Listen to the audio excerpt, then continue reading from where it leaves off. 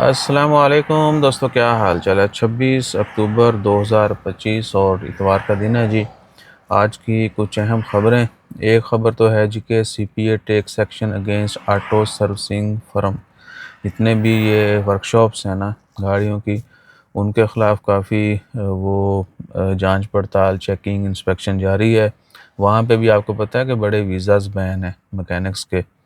एक बंदा जो है स्पेशली जो पुरानी गाड़ियों की सेल परचेज़ है या नई की जो सेलमैन्स हैं, वो सिर्फ ओमानियों को जो है वो दिया गया है। पिछले साल से ये कानून बनाया था। तो उसके बाद सर्विसेज जहाँ पे होती है वहाँ पे भी प्रॉपर कह लें कि टू द स्टैंडर्ड जो है वो सहूलियात होनी चाहिए।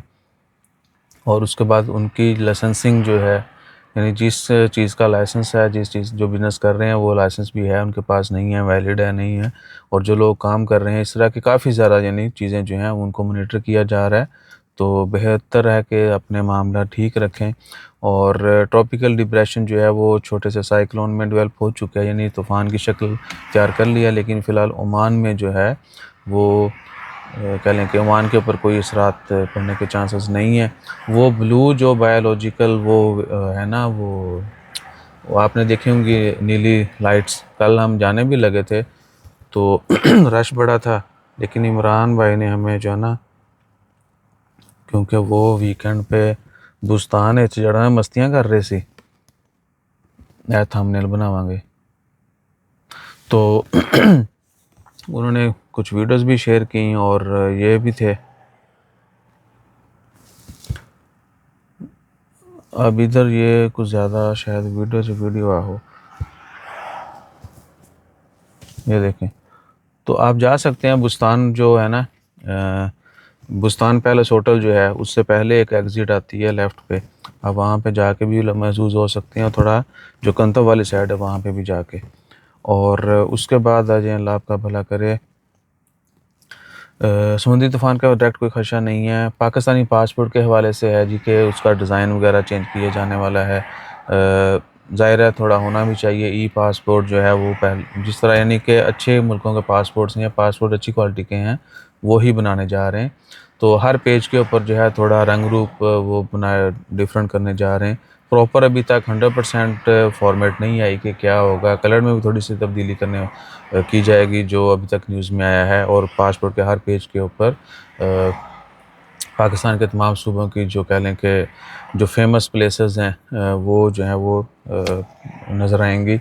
उसके बाद आ जाएँ ओमान। तुर्की वीज़ा फ्री जो है वो सिर्फ ओमानियों के लिए है, वो उसमें ओमान में जो रहने वाले रेजिडेंट हैं उनके लिए नहीं है। और उसके बाद आ जाएँ जी company merger under Oman commercial law. Company भी मर्ज आप कर सकते हैं। ये पुरानी खबरिया, लेकिन रिसेंट कोई इंटरव्यू हुआ है लॉयर का, तो वो खबर शेयर की गई है। आप मुख्तलिफ कंपनियाँ अगर एक ही बंदे की, उनको ग्रुप ऑफ कंपनी बना सकते हैं, मर्ज भी कर सकते हैं। एक कंपनी दूसरी में मर्ज 100% भी कर सकते हैं, या कह लें कि उनकी जो कानूनी मामलात हैं वो सब भी एक हो सकते हैं। और क्या है जी। और कुवैत के वीज़े के हवाले से, बल्कि काफ़ी वीज़ों के हवाले से अपडेट्स हैं। वीज़ा वीडियो पर जो मैंने इन्फॉर्मेशन वो डाली थी आपके ओपिनियन के लिए, लोगों ने बोला कि जी ज़्यादा ने आप अलग अलग हर मुल्क की तफसील जो है वो शेयर करें। सो इंशाल्लाह एक मुल्क पकड़ेंगे, उसके जो है मतलब 100% जो भी इंफॉर्मेशन हम कलेक्ट कर पाए, जो भी रियल इंफॉर्मेशन है, जो भी तरीक़ाकार है, किस वीज़े की क्या रिक्वायरमेंट्स हैं, क्या कब कैसे कहाँ अप्लाई कर सकते हैं, फ़ीस वगैरह क्या है, डॉक्यूमेंट्स कौन से चाहिए, और एवरेज प्रोसेसिंग टाइम। उसके बाद ट्रैवल के मतलब भी थोड़ा सा बता दिया करेंगे, क्योंकि वी ऑलरेडी ट्रैवल अलॉट। सो ठीक है जी। और कुवैत वीज़ा का मतलब ये है कि जिनके वीज़ा ऑनलाइन पहले रिजेक्ट हो चुके हैं, भाई दोबारा आपने ऑनलाइन ही अकाउंट क्रिएट करना है। ई वीज़ा वाला वहाँ पे जाएंगे तो आपका जो ऑलरेडी अकाउंट है उसकी वजह से एक तो नया अकाउंट नहीं बनेगा, और क्योंकि आपने पासपोर्ट नंबर ऑलरेडी दिया हुआ है, ठीक है। और कैसे अप्लाई हो सकता है, किसी एजेंट के ज़रिए जो है आप वो वीज़ा ले सकते हैं अगर आप दोबारा से लेना चाहते हैं। ये सूरत हाल है। बाकी फिर जैसे कोई मज़ीद अपडेट्स आती हैं दिन की, वो भी शेयर करेंगे। अपना ख्याल रखिए, दुआ में याद रखिए। जज़ाकल्लाह, अल्लाह हाफ़िज़।